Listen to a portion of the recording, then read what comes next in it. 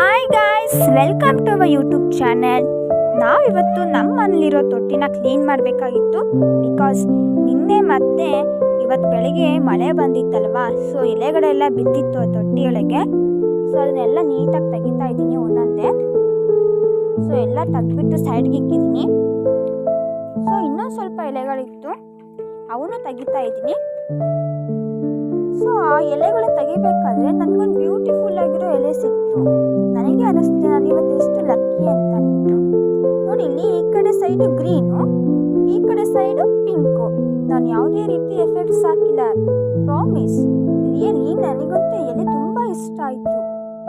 ನಿಮಗೆ ಎಲೆ ಇಷ್ಟ ಆಯಿತು ಅಂದರೆ ಪ್ಲೀಸ್ ಲೈಕ್ ಆ್ಯಂಡ್ ಸಬ್ಸ್ಕ್ರೈಬ್. ನೋಡಿ ಯಾವ ರೀತಿ ಇದೆ ಅಂದ್ಬಿಟ್ಟು. ಈ ಕಡೆ ಸೈಡು ಪಿಂಕು, ಆ ಕಡೆ side green. Please like and subscribe.